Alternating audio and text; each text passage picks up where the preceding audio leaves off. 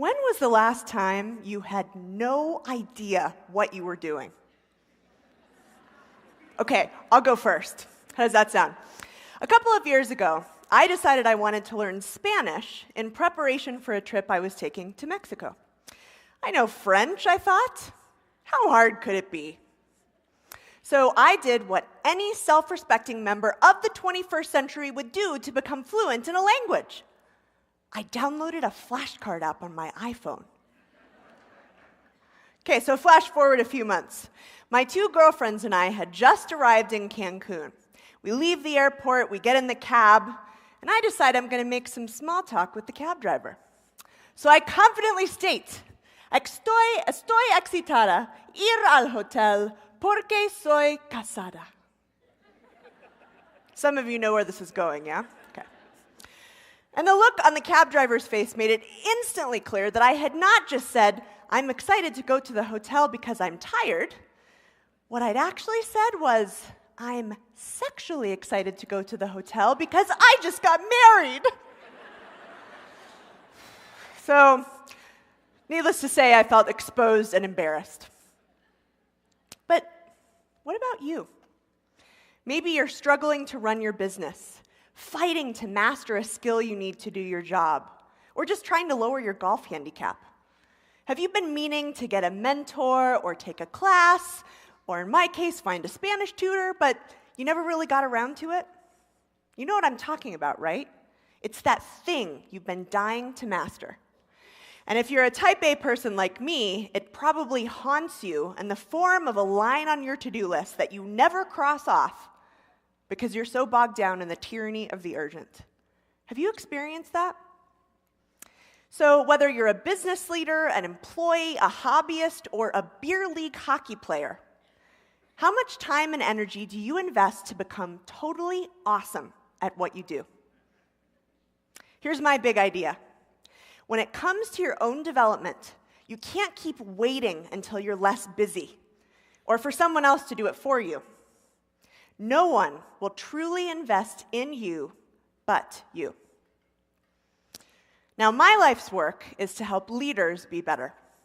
This passion began in my childhood when I saw the power of leaders to transform people's lives. Shortly after my parents' divorce, my mother started her own business. And it didn't just support our family, it supported the families of the 25 people who worked for her. And now, as a grown-up and an organizational psychologist, I apply the scientific principles of human behavior to help leaders and companies succeed. But a client of mine recently explained what I do far better than I ever could. Here's what she said. Leadership is my Everest, and you are my Sherpa. Pretty great. So in the last 12 years of being an executive Sherpa or coach, I stumbled upon a pattern. 3 steps for radical improvement that don't just apply to business leadership, they apply to anything you want to do better. And today, I'm going to share them with you. But before I do that, you might be thinking, really? Anything? In short, yes. Whether you're a bodybuilder or a bartender, a surgeon or a screenwriter, a violinist or a volunteer, if there's something you want to do better, these 3 things will help you become totally awesome at what you do. Okay, so 3 things. Should we get started? Excellent. All right, step 1 is to know thyself. Here's the bottom line. Most people are completely delusional about their own skills and capabilities. It's true. And I can prove it. Researchers Justin Kruger and David Dunning uncovered this phenomenon, which they modestly named the Dunning-Kruger effect. But some of you might be more into NPR than science, and you might know it as the Lake Wobegon effect. So, in a series of 4 experiments, Kruger and Dunning found that most people completely overestimate their talent. What was even scarier, at least to me, was that the least competent people were the worst at recognizing their incompetence. Are we bad people? Rarely. Are we stupid? Not usually. We just live in a world where people hardly ever tell the truth. We're polite, we're busy, we're afraid, and then there's the classic frontal attack of, "Can I give you some feedback?" Now, if you don't run the other way when someone says that to you, you're probably feeling a little defensive when you hear what they have to say, aren't you?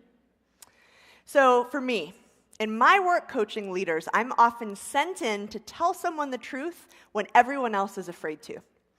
And today, I'll tell you a story about an executive I coach named Steve. But remember, these 3 steps apply to anything you want to do better.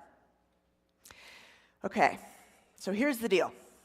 When I met Steve, he thought he was doing a bang-up job. But when I talked to his team, I learned pretty quickly that that wasn't the case. They said he is as smart as they come, but they told me he had some, let's just call them quirks. No, let's be honest. His team thought he was a jerk. He would bark orders at them. He would question their competence. He would scream at them in a way they found unprofessional and frightening. This is a true story. One of his employees had just started taking blood pressure medicine because of it.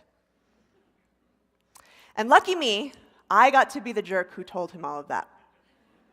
So just imagine that you're with me in Steve's palatial corner office. So we sit across from each other at his huge wooden conference table. I look him dead in the eyes.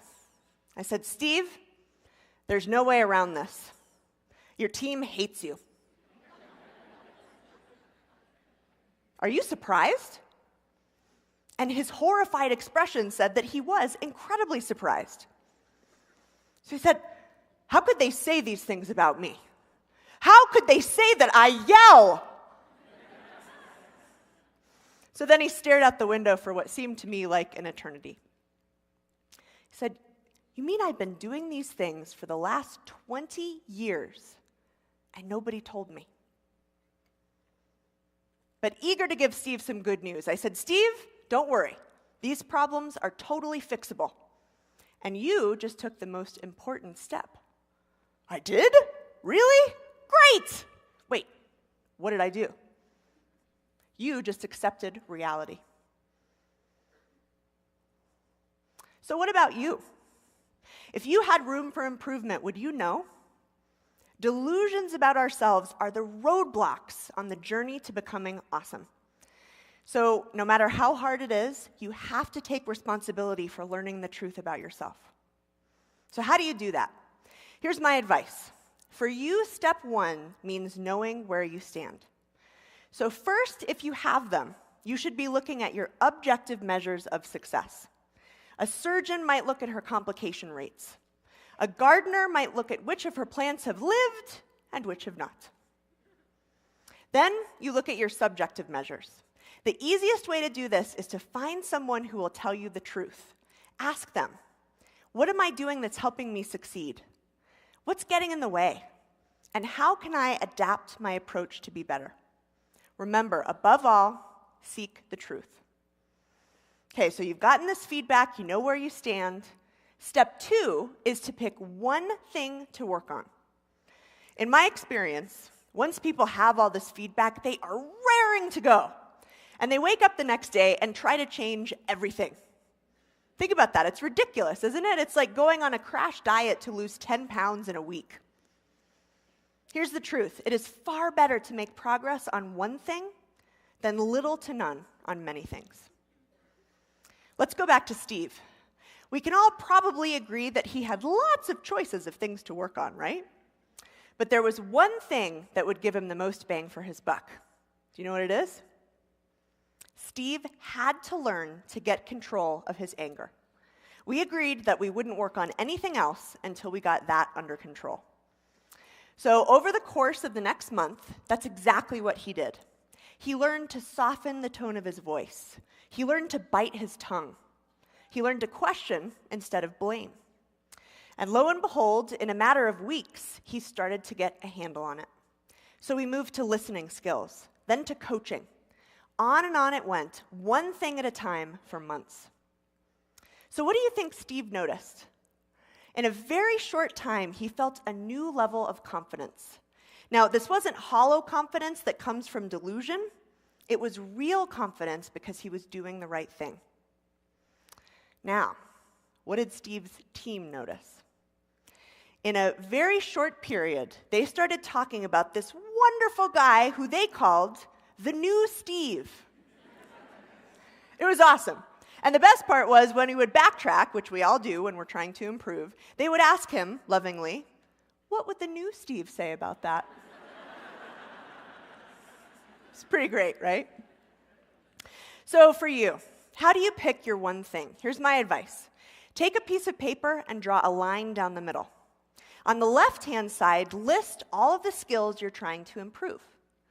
Then on the right-hand side, for each skill, on a scale of 1 to 10, I want you to imagine that you only got better at that, and then rate how much more awesome you would be. Start with the highest number and work your way down. So you know yourself. You've got your one thing. If you stop here, you're making a mistake I see all the time, and it's very dangerous. I call it delusional development.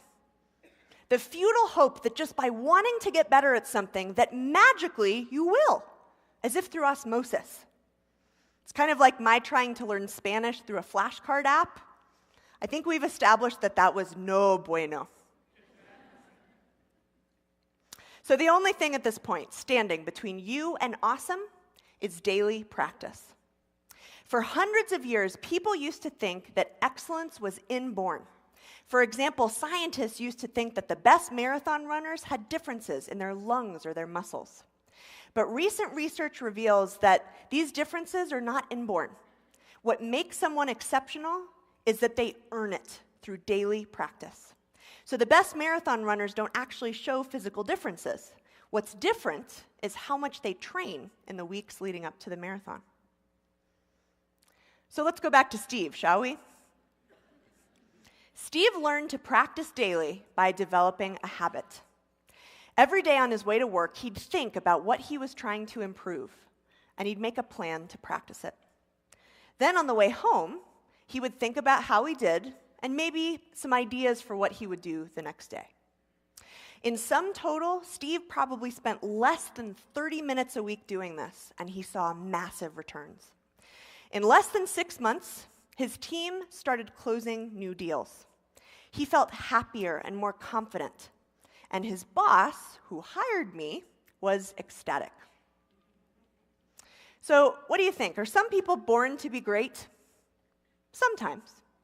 But my belief is that Steve showed us that with effort and commitment, almost anyone can be better. In his case, a better leader. Now, by the way, I always say that 96% of leaders can improve. The other 4% are what we call sociopaths, who lack the ability to connect with other people on a fundamental human level, right? So, unless you're a sociopath, you can be a better leader. But I digress. Let's get back to practice. The bottom line, you will not improve unless you make a daily commitment to practice. So every day, I want you to jump out of bed and say, today is the day that I'll get better at my one thing. Some days you'll feel stuck. Other days you'll be thrilled when something clicks. But every day you'll learn, and every day you'll get better. So before we end, I want you to imagine that you are there. You've become totally awesome at what you do. What's that like? How does it feel? How's your life better? Steve did it. Was he a superhuman, an exception to the rule? Absolutely not. Steve was a normal person who made a true commitment to his own development. Know thyself. Pick one thing, practice daily. That's all there is to it. And I promise you, after using this framework with thousands of leaders, I know with absolute certainty that it works. Now here's the moment for you to make a decision. As your Sherpa, I can show you the way, but this is your mountain to climb. Remember, No one will invest in you but you. So make the commitment. Follow the 3 steps. You'll become more awesome at what you do every day, and you'll be utterly unstoppable. What are you waiting for? Thank you.